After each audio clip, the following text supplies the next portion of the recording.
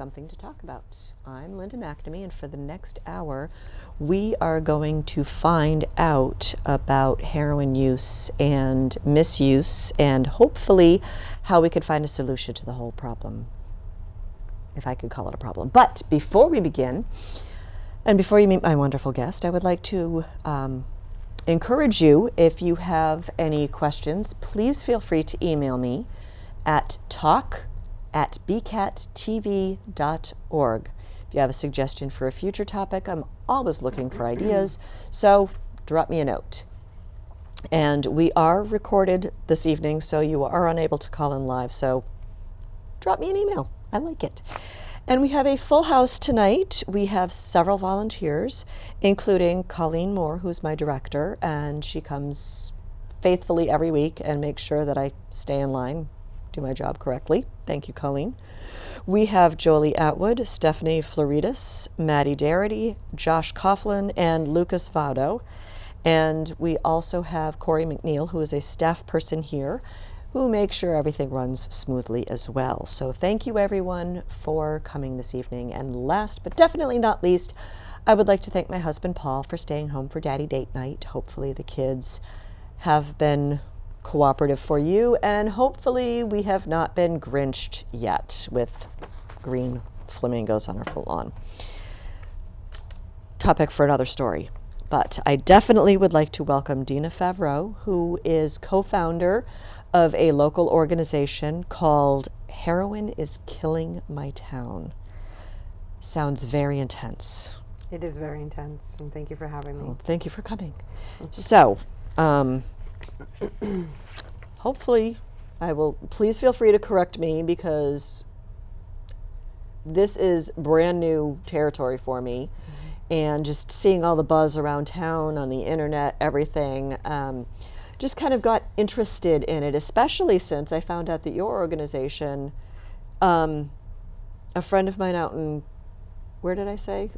Chicago has been following you guys for quite a while, and that's kind of one of the ways that I found out about you. So can you tell me a little bit about your background? If you grew up around here, if you didn't grow up around here, what brings you to the Burlington area? So I grew up in Lowell, and I went to Lowell school systems. Okay. I moved to Billerica in 2000 to be closer to family after graduating college. Okay. My background is I'm a paralegal. Oh, okay. I'm a certified safe plan advocate. Okay, tangent number one, what is a safe advocate? So I was certified through Battered Women Resources to help women get out of abusive situations. Oh, okay. So I have that, and then I'm also an insurance adjuster. Okay. And I'm licensed in 17 states. Wow. Yeah. Yeah. And you get to travel to all 17 states. Yes, I do. No, maybe not. No, I have. Yeah. So how did you become involved? I know this is a loaded question. How and when did you decide that the awareness of heroin use and misuse was an issue? Why did you decide to get involved? So my family was directly impacted with both of my sons having become addicted to heroin. I also had two nieces that were addicted to heroin. And I started raising awareness in Billerica in 2009. Okay. I started writing letters to the town manager and the chief of police. I believe it was January first quarter of 2009 I started raising a lot of noise, so to speak, in my town. Squeaky wheel gets the grease, unfortunately. Yeah, and once I realized that my family had a problem, I started paying attention to all of the friends, the clique of friends, and realized that it wasn't just my family, and that all of the kids that my boys had grown up and played sports with and went to school with and went to the Boys and Girls Club with, they were all involved and had a problem as well. Oh, okay. So it was more like personal experiences, because I tend to avoid watching the news, but I don't remember seeing a lot of drug awareness news stories. So no, there weren't a lot of news Okay. stories for quite a while, Okay. and this has kind of been building has been this building. epidemic has been building a silent momentum, Oh, and it's okay. only been probably within the last year and a half to 2 years that people are starting to come forward and speak out. Okay. And Now, is it, I know we talked about this earlier, is it Gloucester Police Department, or in that general area, it seemed like that police department was the first to launch a campaign saying, we won't arrest you, we will get you help. So in June of this year, Chief Campanello of the Gloucester Police Department launched the PARI initiative, and that's Okay. the Police Assisted Addiction Resource Initiative. Okay. And so what that does is they've partnered with different treatment facilities around the country. Okay. Oh, it's a whole national program. Okay. A lot of the people that go to Gloucester get sent to Florida. Okay. Everybody gets sent to Florida. Yeah. It's the recovery capital of the U.S. So, so once he did that, it kind of definitely tipped the scales to move away from incarceration versus treatment. Now, have other departments across the country started adopting similar programs? Okay. This initiative has definitely taken off. We're seeing different departments around the country, and in our own state, Arlington Police Department has partnered with them. I believe Weymouth has partnered with them. Okay.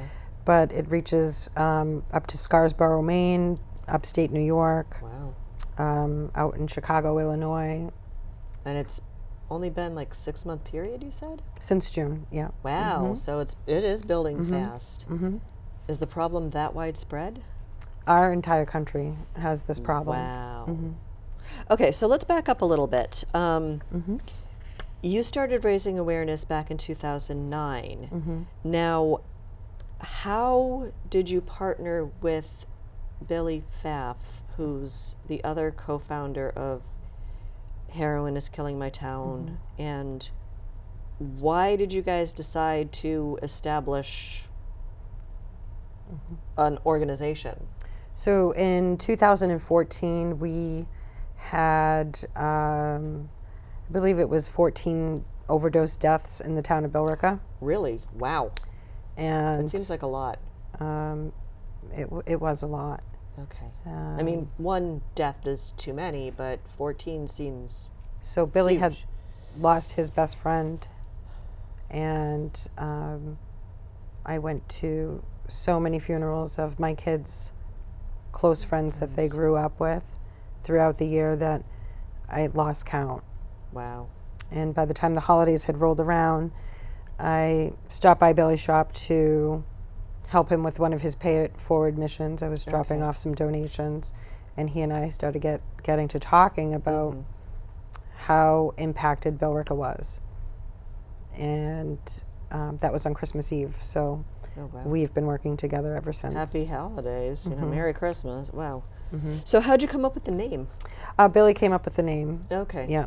So it's just basically the simple truth. You know, heroin is killing my town. Yeah. It's killing Sometimes Billerica, you just have to be, Burlington. blunt. from Wow. Boston to San Francisco all the way to Alaska. Now, how, again, I'm a novice at this. How does heroin use actually affect an individual? You know, there's like alcohol affects certain things, marijuana affects certain, does heroin affect like a certain behavior, or what does it do to someone? So heroin attaches to the opioid receptors in the brain Okay. and floods the brain with excessive levels of dopamine. Okay. And once those levels are repeated over a period of time, the body can't function without them.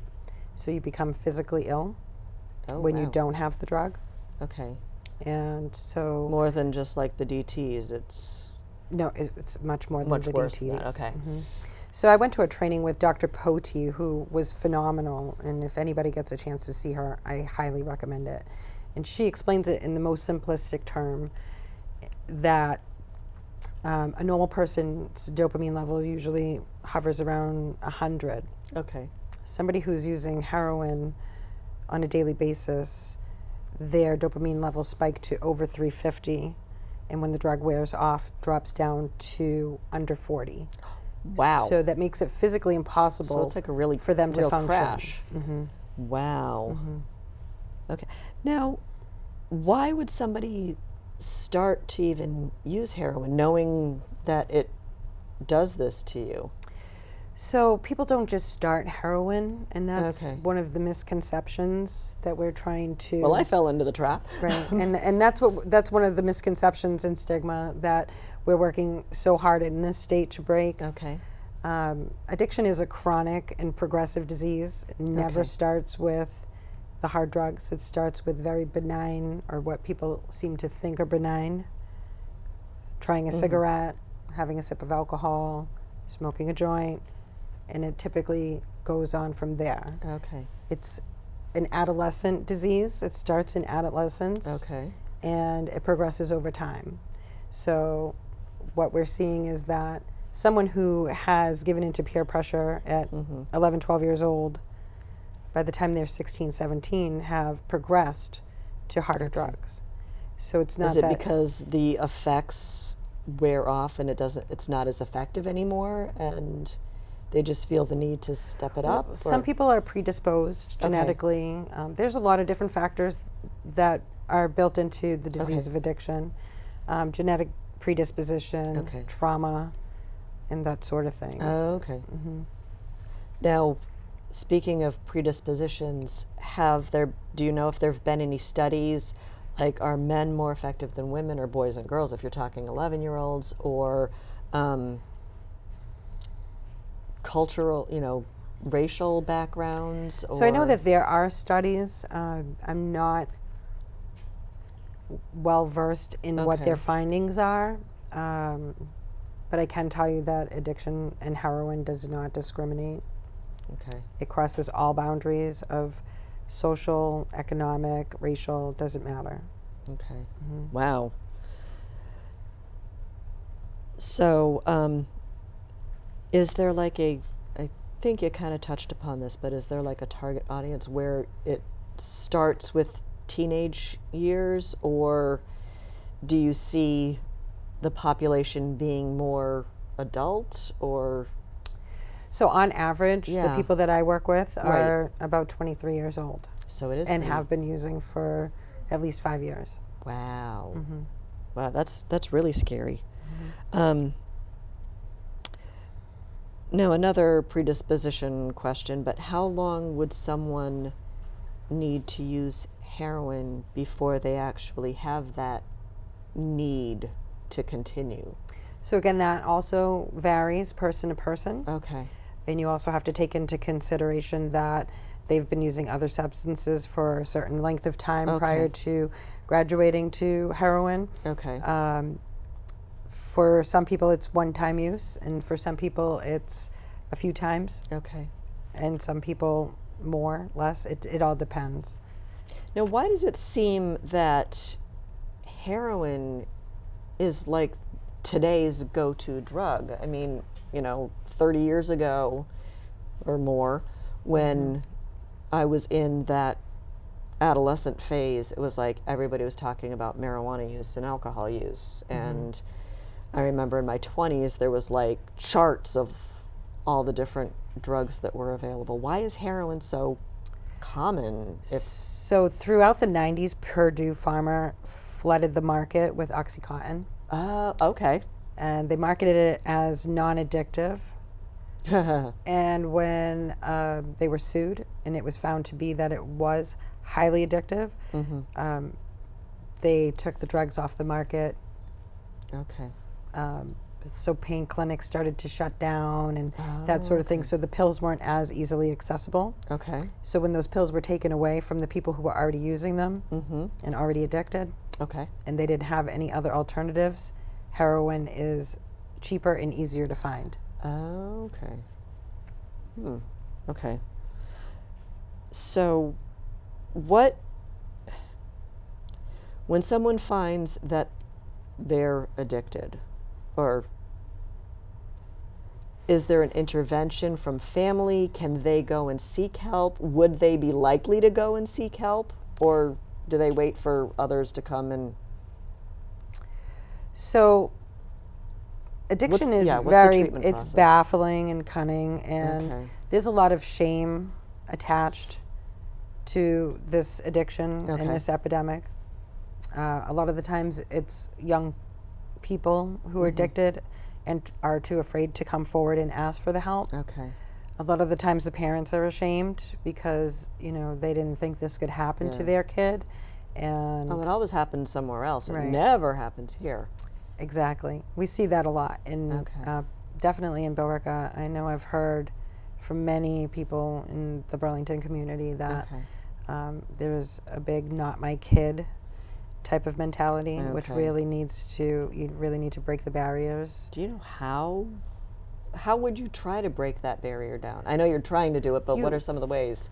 The only way to really do it is for those of us who have been affected to come forward and say, hey, look, I'm a normal person, Yeah. and this happened to me. Okay. I wasn't a bad parent. My kids Yeah. played I sports. did nothing wrong. Yeah, Okay. you know, so, Victim of circumstance type. and then, I mean, 1 in 4 people are affected by this epidemic right now. Wow, that much? Yes. And so everybody knows somebody that Okay. has been affected or is going through active addiction or has lost a loved one to an overdose. Wow.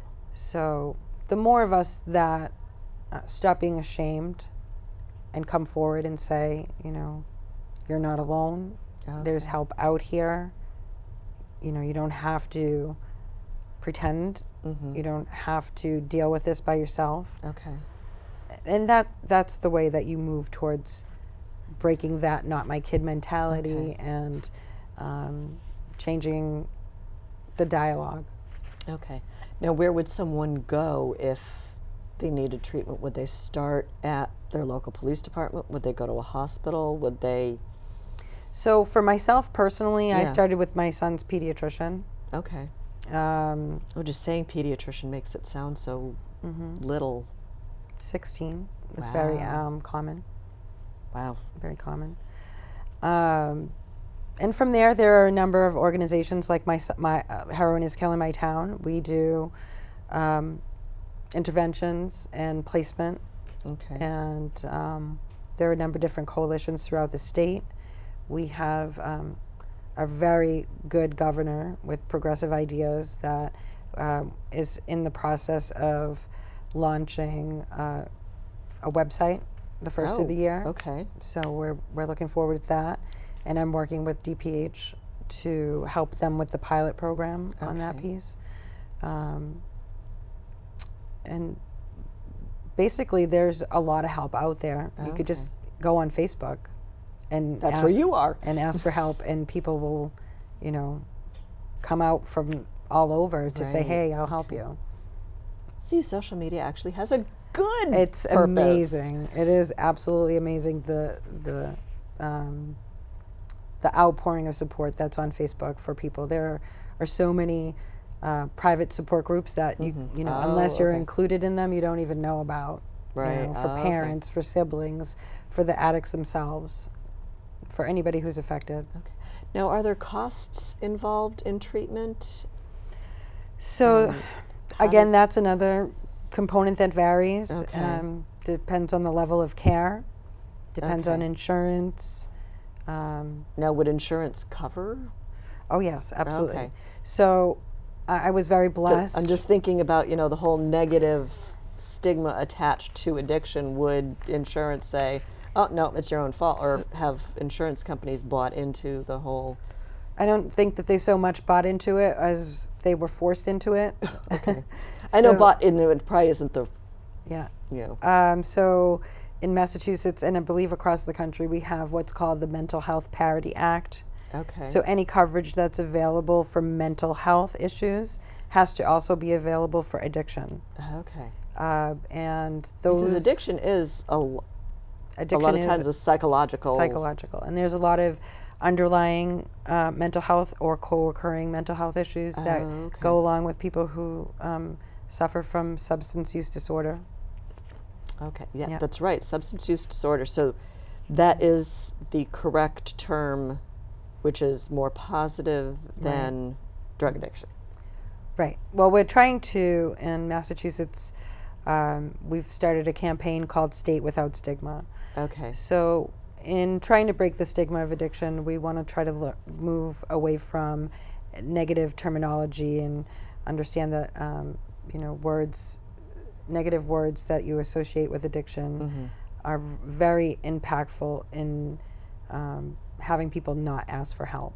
okay. So, the word addict, or It sounds like there's dirty, a choice or involved, yeah.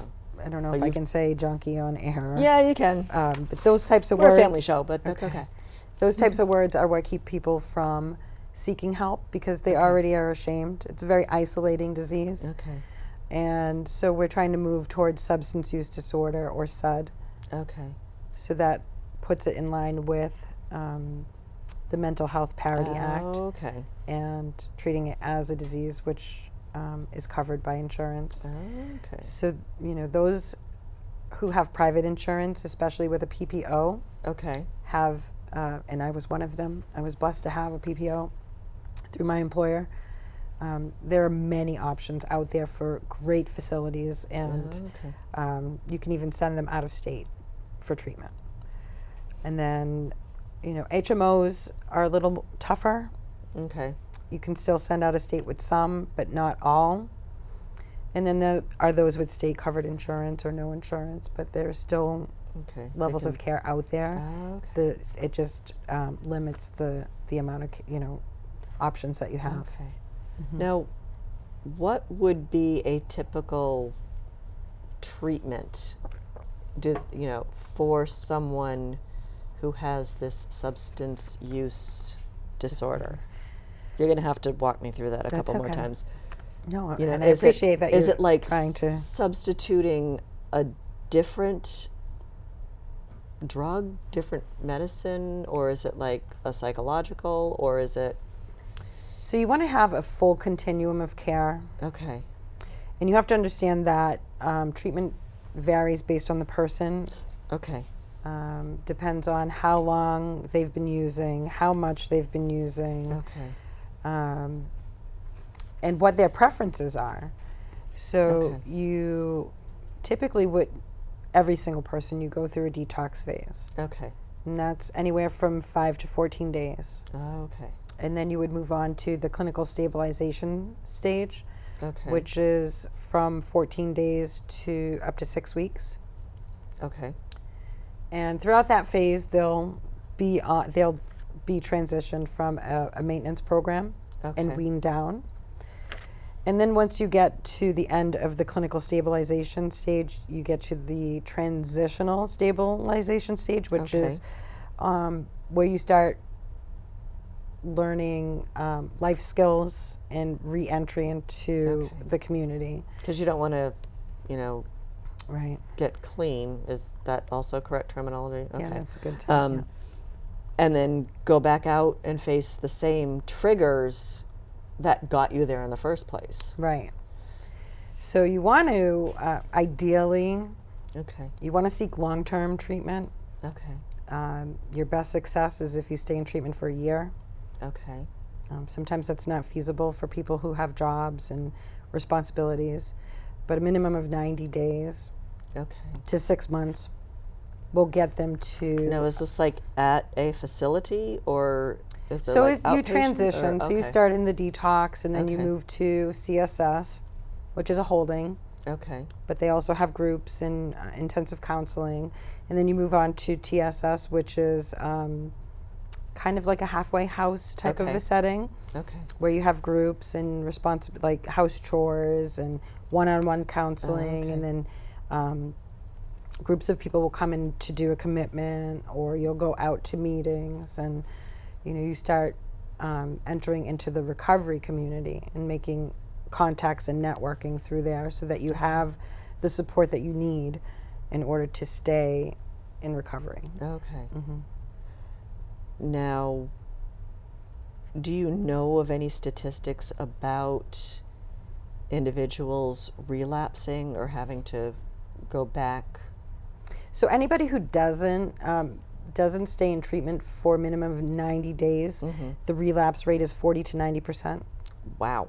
And what is it if they complete the 90 days to greater? So I haven't really seen a lot of statistics Okay. that are outside of that window. Okay. But the longer you stay in treatment, the better your success. Okay. rate Understood. is, And yeah. that makes sense. Now, once they complete the treatment, does Heroin is Killing My Town or other organizations offer a support group to meet weekly, monthly, whatever? So you never actually finish treatment. You're in Okay. treatment, or you're in recovery Okay. for the rest of your life. This is a Okay. lifelong chronic disease. Okay. So you would go to meetings. Okay. Heroin is Killing My Town does put on sober events, and other coalitions that we work with also Okay. hold sober events, so that there's always something that you can be involved in. We do a lot of Yeah. What is a sober event? so it varies. We went to an event a couple weeks back by Somerville, Overcoming Addiction, Okay. where they had food and a band and dancing, and it was really great. And then a few weeks before that, myself and my colleague Cassie did a sober adult dodgeball at Sky Zone. Oh, okay. Oh, that must have So- been fun. That must have been scary. It was so fun. So we took a lot of, I think it was probably about almost 24 people in recovery out to jump on trampolines and play dodgeball and get the aggression out at 10 o'clock on a Saturday night. So Cool. yeah, it was really fun. So there's different things like that going on. Okay. Now, relatively recently, Heroin is Killing My Town did something on the Burlington Common. I saw signs for it, but So I actually did not was attend. working, and I wasn't able to attend, but I know that Billy was working with a mom here in town who lost her son, okay. and they wanted to do an awareness event Okay. in his honor. And I'm not really sure that there was a very good turnout, but it did get some news coverage Okay. in the Burlington newspaper, and Oh, okay. there was a lot of talk about it on Facebook and that sort of thing. So they're just trying to bring awareness to Burlington by doing that. Okay. Now, are there other types of outreach that you and Billy perform or organize to prevent or to help prevent people from becoming addicted to begin with, or the recovery or the family support? I mean, So I work very closely with Bill Ricca, okay. their Substance Abuse Prevention Committee, and so we attend events Okay. where we talk about education and prevention. Okay. We also provide resources to families on how to prevent, and I also give them material Okay. that I get either through MassTap or BSAS, that there are videos and booklets for parents to learn how to talk to their children as young as 4 Okay. and start the dialogue young and early. Wow. I'd be afraid to talk to my kids about it because it's like, how do you Well, and not that's why freak them out? Well, and everything is age appropriate. So Okay. the material that I provide will range from Okay. like first grade all the way up to high school graduation. So and it gives you the tools that you need to start the conversation Okay. without freaking them out and without saying something that you shouldn't say to Okay. a 7-year-old. Okay. Yeah. So then from there, so we attend those types of events. I worked with BSAP to facilitate the Forums Week in Billerica, Okay. where we had 10 days of awareness, and we had parents come in to watch play. We had resource tables. We had a Narcan training. We had Dr. Ruth Potee come out and speak to the community. Okay. We had Teen Challenge come out and speak to the community and Teen perform. Challenge, is that like the ropes course type thing? No, or- Teen Challenge what is, is that? actually a very big treatment network, and you don't have to be a teenager to Okay. receive treatment from them. They're faith-based, Okay. and they're an abstinence program, so there's no taper down. But they have very high success rates. I think their success rate is in like the high Wow. 80s. Yeah, quitting cold turkey must be Mm-hmm. challenging. That first 5 to 14 days, Yeah. you're saying must be really So that scary. like by the 3 to 5 days, you're really sick. from what I Yeah. understand. Wow. Mm-hmm. Oof, that's intense. Mm-hmm. So I'm sorry, I just want to reference That's okay. my notes.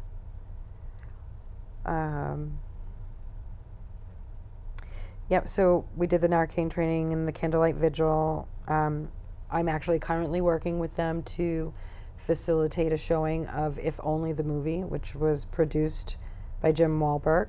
Okay. And working with his personal assistant to have him be present at the event. Oh, wow. So that will bring out more people. Now, do you have a date for that event? Tentatively January 13th, Okay. Mhm. And in Billerica? Billerica High School. And tickets? It's a free event. It's a free event. Mhm. Ooh. Most of all the events are free. Okay. Only if there's a fundraiser going on Okay. that there may be costs associated with anything that we're Okay. doing, or any of the other coalitions are doing. So we do that piece. We also do the intervention piece where Billy actually will go Mm-hmm. and meet with families and do an intervention on somebody who is okay. is currently in active Okay. addiction. I also help with. I do a lot of one-on-one work with moms Okay. and parents who. Because you've been there. Mhm. Yep. And I help them with understanding how to seek a involuntary civil commitment Okay. through our Section 35 law. And Can we back up a little bit? What's a Section 35 law? Section 35 is portion of Massachusetts General Law, Chapter 123, Okay.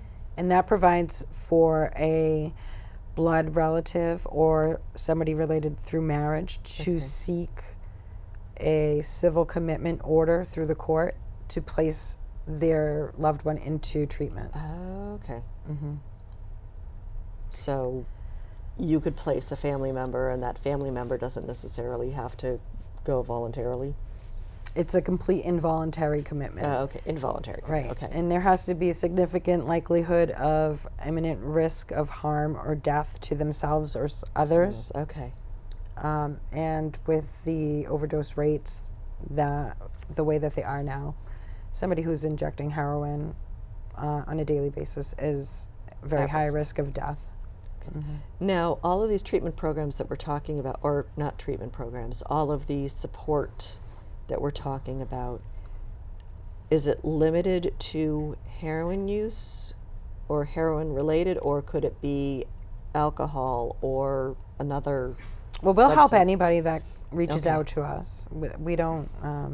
No, sorry, you're addicted. No, we don't differentiate. If we don't use. If you're suffering from any kind of addiction, we'll help you. Okay, Mm-hmm. and at least give you the resources Right. and point you in the right direction. Absolutely. Now, speaking of fundraisers, do you have fundraisers planned? Are you looking for fundraisers? So we did a big fundraiser in July, an awareness event. We had over 400 people come out, and we were Excellent. able to place somebody into treatment with the money that we were raised in that event. Okay. And then we get donations sporadically, Okay. but we just currently did the Giving Tuesday Okay. campaign, and then I did a mail awareness campaign. Okay. And now Billy is working on his pay it forward mission that he does every December Okay. to help the homeless and those that are in active addiction and homeless right now. Okay. So we should be hopefully getting some good donations. Okay. But it's a tough subject, so it's a lot of people don't really want to put their money there. And that's Unless really they're where it's needed. personally affected Right. by it, And that's where mostly we see, our biggest support system Okay. are from when it finally happens to families me. that have been directly impacted, and especially the parents who've lost their children. Now, we talked about the interventions. We talked about trying to prevent it from happening. As a parent, are there warning signs or Oh yeah. things that, hindsight, maybe you're thinking, I could have seen this, I could have handled it. What should a parent like me be looking for? So there are so many different signs, but the first and foremost, I would say, a complete change in attitude where they kind of don't really care. Okay. They're disinterested in the things that they once loved. Okay. A change of friends, kids that you've never seen before. Okay. Their hygiene is they're not really taking good care of their hygiene. Okay. Which is kind of tough to tell with boys sometimes. I don't know. For Yeah. me, blue-eyed people are a dead giveaway. Really? Your pupils become so constricted that it changes the hue of your blue and makes it brighter. Okay.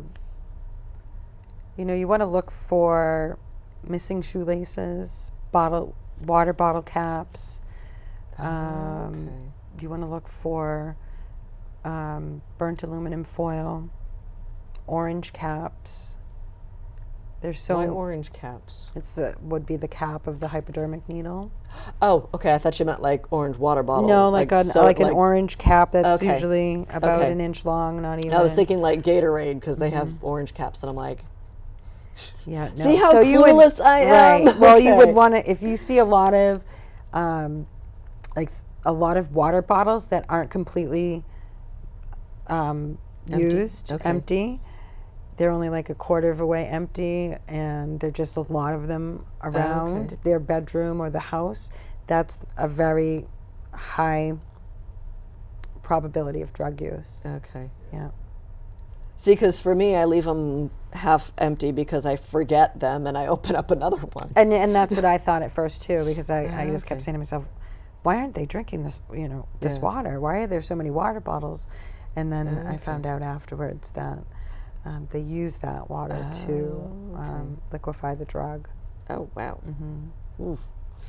So, can we talk about some of the other partners? Let's go back to some of the partnerships and what that actually means. Like partnering, do you partner with homeless shelter populations, and what do those partnerships consist of? Is it like outreach? Is it support? Is it financial? So I guess I would want to talk about one coalition in particular that I partner with quite often, Okay. and they do a phenomenal job. Okay. And that's the Open Doorway of Cape Cod. And so when somebody reaches out to us, and we get so many requests from across the country, if it's somebody that I can't help personally place, I will reach out to Rachel or Olivia at the Open Doorway. And those two women do a phenomenal job at finding placement anywhere in the country and with scholarships, which is amazing to me, because I've tried to do that, and I haven't been as successful as them. So we do a lot of that kind of partnering. Now, when you say scholarships, is that like an educational thing, or is it financial resources to help with a treatment program? Or so a scholarship is for anybody who doesn't have insurance or doesn't have like a grant? Exactly. So it's not really alone. It's not Right. alone. It's Right. Here you go. Okay. Yeah, they get to go to the facility for free is basically how it works. Scholarship sounds so official. Right. So, so we do that with the open doorway, and Okay. then I believe it's the Boston Homeless Solidarity. We do some work with them. I work, like I said, with BSAP. Okay. I also work with the Lowell Opiate Task Force. I work with DPH. I work with anybody that is Okay. willing to make a difference in this epidemic. Now, working with all these different organizations, do you provide like educational resources and, the Lowell Opiate, what was it that you just said? Lowell Opiate Task Force. Task Force. That sounds related to law enforcement. So no, it's Or is not. it? No, It's a it's not? coalition Okay. of community members that Okay. do different types of outreach work. Okay. So if they're having an event, we'll promote it. Okay. Because our page, like I told you before the show started, we have over 35,000 followers, and our extended reach is sometimes over 1 million. Wow.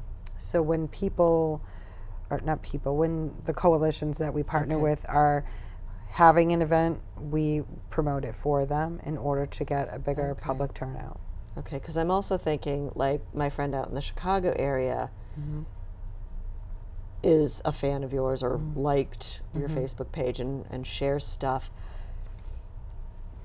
Can Heroin is Killing My Town help outside of the local geographic area?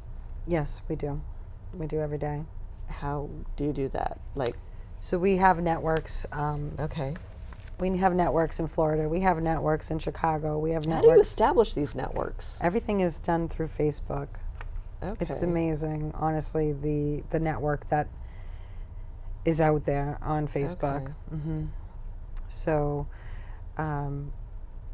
we have a number of different facilities in Florida that we work with. We have a facility in Chicago that we work with, and I have 2 facilities in California that we work with. Okay. And just by networking with those Like providing different resources, because you can't resources. exactly, If you promote an event because you're over here and they're we- 3,000 miles away. we still do. We Okay. still will. But through that networking phase and work that we've done with all of these different regional coalitions, Okay. if we don't have the resources or don't know of a resource Okay. for a particular geographical area, Okay. we can contact somebody who does. Okay. And that's what we do. Okay. Now, you did mention that you're coming up on your first anniversary. I guess anniversaries. First milestone, Right, 1 year. 1 year. Where do you see, or what do you want to see over the next year, the next 12 months? So, just some preliminary planning and business ideas that Billy and I have been discussing is we would like to raise enough money to be able to do scholarships. We'd also like to open a transitional holding for people that are waiting for placement. Okay, would that be in the Bill So it's Ricca between. area? We would like to do it in Billerica, Okay. in this area. Yeah. I know that Billy has been talking with one of the representatives at the State House about getting a wing of Tewksbury Hospital reopened Okay. in order to have more beds available for treatment. And we just want to be able to grow Okay. in a way that directly impacts our community positively and makes Okay. a difference in this epidemic. So being able to scholarship people into treatment that don't have insurance or don't have the resources to pay for co-payments or, their first month's rent in a sober home. Those are the stumbling blocks that people Okay. come across in early recovery that we would like to help transition. I personally want to be able to start doing life skill classes, teach them how to write a resume, teach them how to interview, how to do a budget, and just kind of, give them that nudge that they need to be confident enough to continue to be successful in recovery. Now, when you mention resume, I'm just, stream of consciousness, a lot of the individuals that are going through recovery or have completed recovery, are they generally unemployed? Or do they need better jobs? Or They're generally unemployed. okay. It's very rare that you come across somebody who's a functioning addict with heroin. Okay. I mean, there are people who do, Okay. who can, but it's such a progressive addiction. It's rare. Okay. Now, over the course, so right now, is it just you and Billy, or do you have other staff members or volunteers? We don't have any staff. We have volunteers. Okay. I have one woman that I work with very closely, Cassie, that does a lot of help. She supports me tremendously, and it's all done voluntarily. Okay. We also have Troy from the Cape, who will drive anywhere across the state to help us, which is amazing. We have Brian, who's here in the room tonight. He helps us. We have a lot of people that help, and we wouldn't be able to do all that we do without them.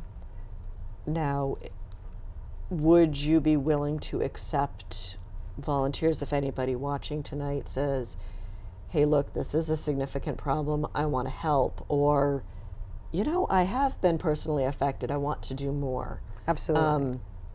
Are there specific skill sets or that you're looking for, or We just definitely- any warm bodies that, We definitely need people with office skills and organization skills, just to kind of streamline the very many activities and missions, especially for Billy. Billy is pulled in a million different directions all the time.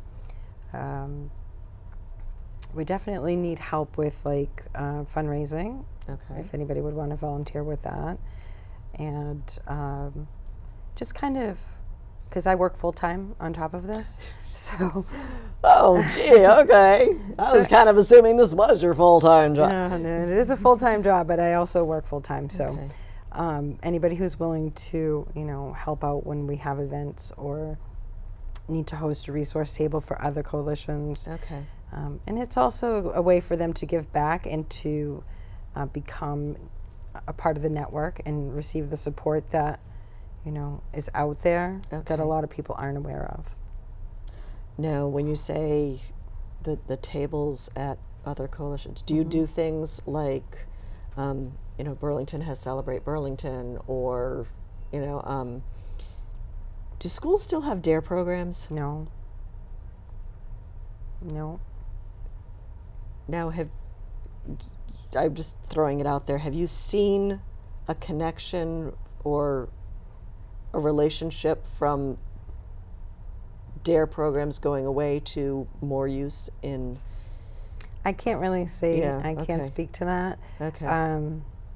I just know that for myself, DARE was a part of my educational upbringing, and it made a tremendous impact on me. Okay. But my kids didn't have DARE. Didn't have it, okay. So we still have a few minutes left. That went by pretty quick. It did, but it's like, okay, what else do we want to talk about? I just want to take a quick peek. Yeah, make sure we covered everything.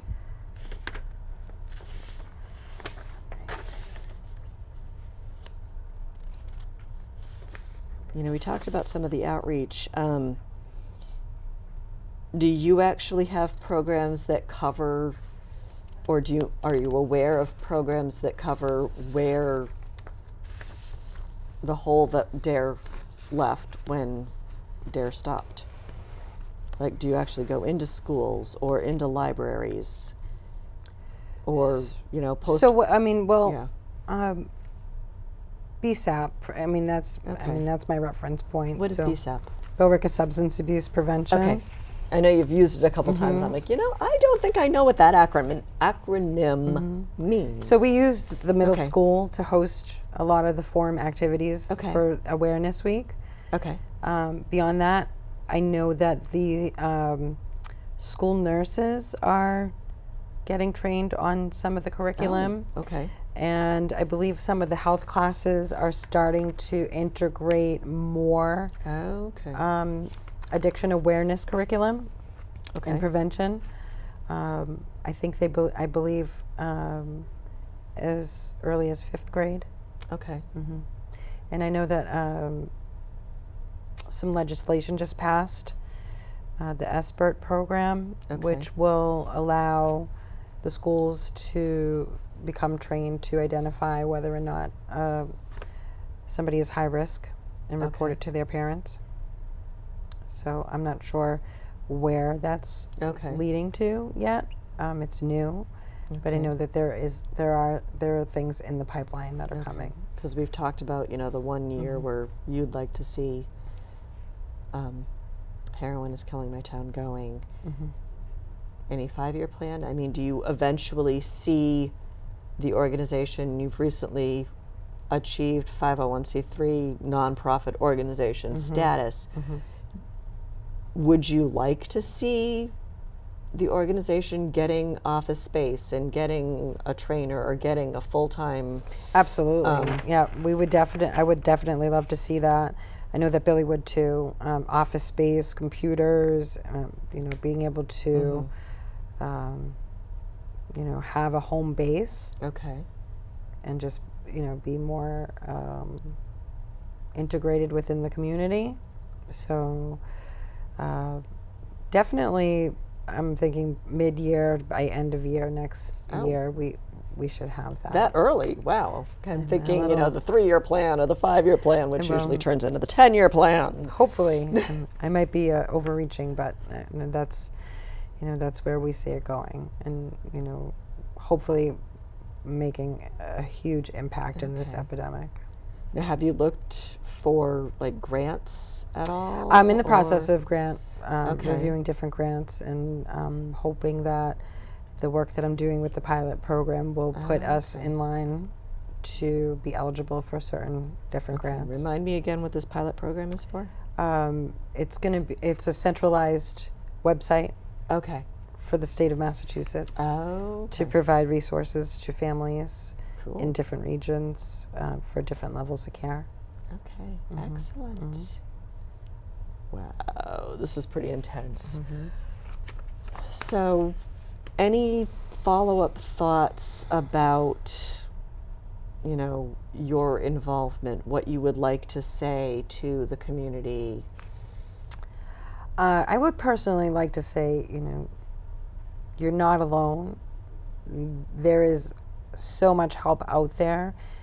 You just need to reach out for us, and don't accept the stigma or shame that comes along with this disease. It is a disease just like any other. It's chronic, it's progressive, and it's relapsing. But there is treatment and there is hope. And that's basically what I would say to anybody that's out there. Okay. Well, I do want to thank you very much for coming this evening. I learned a lot.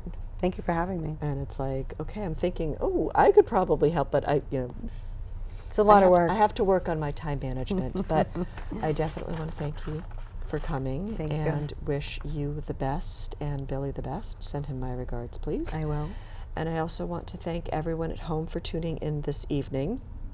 And hopefully you found tonight's conversation as enlightening and as thought-provoking as I have. So thank you very much for tuning in, and have a wonderful and pleasant evening. Good night.